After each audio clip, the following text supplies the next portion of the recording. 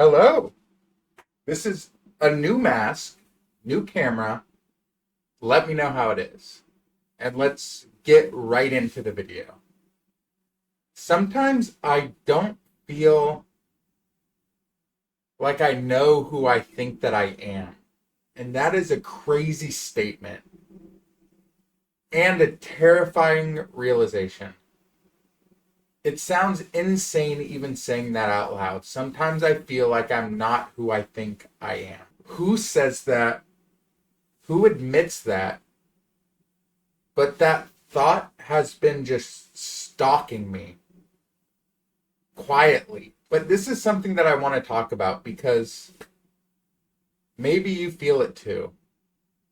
See, this all started with this reoccurring debate that I have with myself pretty often. It's a debate about free will. The textbook definition goes something like to have the ability to choose your actions without influence. And that sounds empowering. That sounds like free will. Until you realize that without influence part is where this whole house of cards, this whole illusion stops. Because that's where it hits me. What if I've never really actually made an original decision in my life?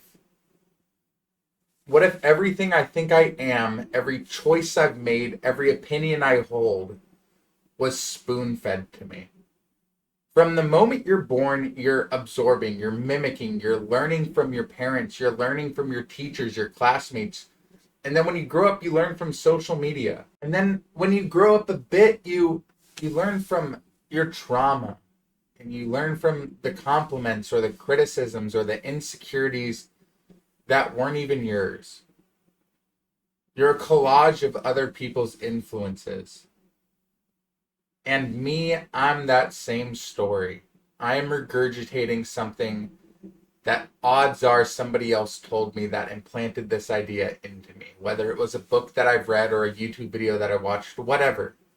That's the dark truth, and it's an uncomfortable thing to look at. And I get that this might sound like a mind freak or something like incomprehendibly weird, but sometimes the mind needs to break itself a little to rebuild itself.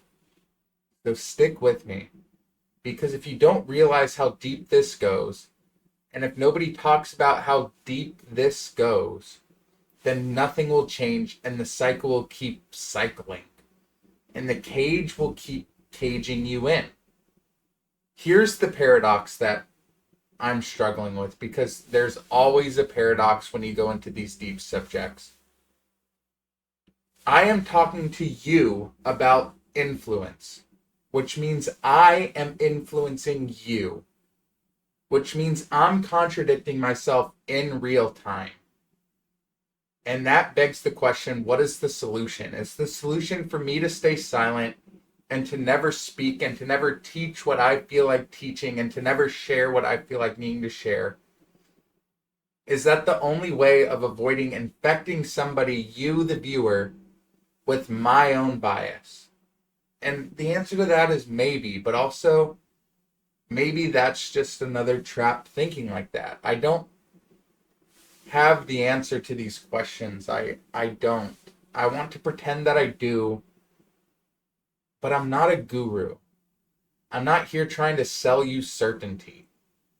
I'm just a dude in a ski mask poking holes in the illusion that I don't feel like myself. I don't. I don't know why I don't feel like myself. And I'm thinking it's because somebody else has taught me who to be.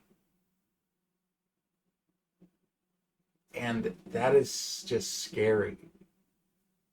And if you're into this kind of thoughts, if you're watching the walls get peeled back and you're wondering, wait a minute, I don't really know who I am either, then you're in the right place, because this is what I like to talk about. And if you're not into it, then that's cool. But either way, I hope you questioned what is going on here from this video. I hope that this video made you think about something.